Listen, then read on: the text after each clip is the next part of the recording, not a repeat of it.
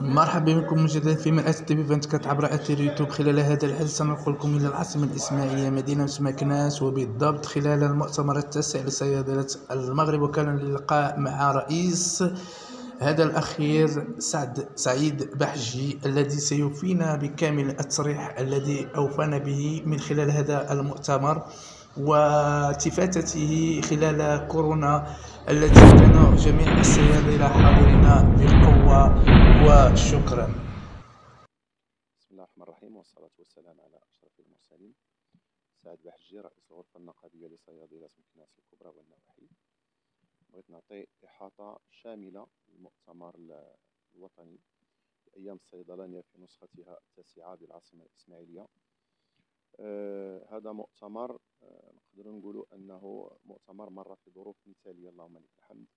مؤتمر في المستوى العالي بعد تقطع فاق 5 سنوات. الانزال اليوم ديال الصيادله اللي شاركوا في هذا الملتقى، احنا ما كناش كنتظروا هذا العدد هذا. يمكن وصلنا تقريبا واحد 3000 ديال الصيادله اللي حجوا العاصمه الاسماعيليه باش يحضروا لهذا الملتقى العلمي.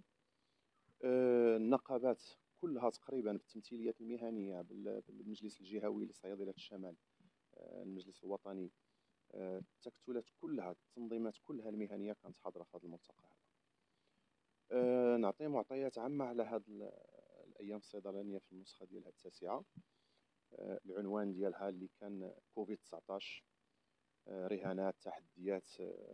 الظرفية ديال الجائحة خلتنا أننا نعرفوا بزاف ديال الأمور، منها رد الاعتبار للصيدلي. خلال الظرفية ديال الجائحة خصنا ننوهوا بالدور اللي قدموا الصيدلي، بحيث تحول الفضاء ديال الصيادلة كان هو الملجأ الآمن الوحيد اللي كيلجؤوا له المغاربة باش يعرفوا معطيات على الجائحة، على هذا الفيروس الجديد اللي متحور والناس ما عندهمش معطيات عامة شاملة عليه. فكيجيو كياخذوا معطيات على البروتوكول العلاجي، على التدابير الوقائية، كيفية الحماية، كيفية استعمال المعقمات، الكمامات، كيفية احترام التباعد. لأن هو هذا الكوفيد، هذا الفيروس هذا خلانا أننا نديروا إعادة النظر في الحياة ديالنا اليومية في كل شيء. كيفاش كان العلاقة ديالنا مع المحيط، مع الإنسان، مع البيئة، مع التكتلات، مع المهنة، مع الفرقاء المهنيين. لاحظتوا اليوم بأنه المحاضرات كانت في المستوى العالي، وبالارقام لاحظتوا بانه المداخله اللي كانت المحاضره ديال الاستاذ البروفيسور اللي تكلم على الموضوع ديال كوفيد، الناس في القاعه تفاجئوا بزاف ديال المعطيات، لان حتى اللحظه وحنا مازالين كنتعلموا. Merci à toutes les personnes qui ont porté une attention particulière à la micronutrition à travers la possibilité de communiquer sur cette science. Aujourd'hui, la micronutrition est au cœur, est un pilier de la santé. Et justement, ça fait plaisir d'être parmi les pharmaciens parce que vous êtes au front, vous voyez énormément de patients. Vous êtes derrière, on va dire, le comptoir, mais en fait, vous êtes devant. Nous avons besoin de collaborer ensemble. Nous avons besoin d'avoir vos produits. Nous avons besoin d'être formés sur les compléments alimentaires. Les piliers sont très clairs. C'est une nutrition adaptée, une alimentation vivante, riche en micronutriments. Le deuxième pilier, c'est une supplémentation parce qu'on est très carencé. Le troisième pilier, c'est d'avoir un axe psycho-intestin bien en bonne santé, donc le psychisme, et sans oublier, on va dire, l'activité physique et manger, surtout manger, vivre en pleine conscience. Je vous remercie infiniment. C'était une belle rencontre et je vous dis à la prochaine. Très bien. C'est toujours un plaisir d'être ici et puis je tiens à remercier chaleureusement l'accueil très chaleureux et puis surtout l'intérêt.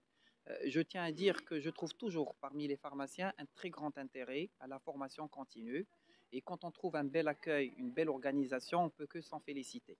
La formation continue est devenue le pilier parce qu'aujourd'hui, moi je trouve que le pharmacien, il est en front office. D'ailleurs, le Covid l'a montré, c'est-à-dire c'était la première ligne auquel le patient part. Et aujourd'hui, la pharmacie fait partie intégrante, doit faire partie intégrante de la prévention santé. Parce qu'aujourd'hui, on ne parle plus de traitement. On parle d'une médecine prédictive, c'est-à-dire qu'on doit intervenir avant l'apparition de la maladie. Et pour ça, oui, il y a deux choses qui sont essentielles. D'abord, la nutrition, c'est la base. Hippocrate disait que ton aliment soit un premier médicament. On parle de alicament aujourd'hui. Ensuite, il faut comprendre qu'il n'y a pas, c'est pas n'importe quelle alimentation. Aujourd'hui, la nutrition est devenue obsolète parce qu'aujourd'hui, on parle de micronutriments. Ce sont ces micronutriments qui n'ont pas de valeur calorique, mais qui ont une grande importance pour le bon fonctionnement de notre organisme. Mais aujourd'hui, nos obèses maghrébins, ce sont des obèses qui portent une double charge.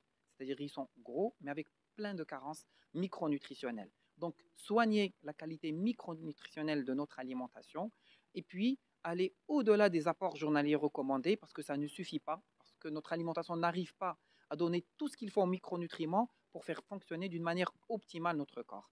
Donc, il faut maîtriser ces outils-là, il faut conseiller les bons compléments alimentaires. Et moi, je pense qu'un bon pharmacien qui est bien formé, eh ben, il sera plus performant en conseil, en officine. Et merci pour jouir de la qualité des intervenants et des intervenants avec qui, effectivement, le pharmacien d'officine peut collaborer.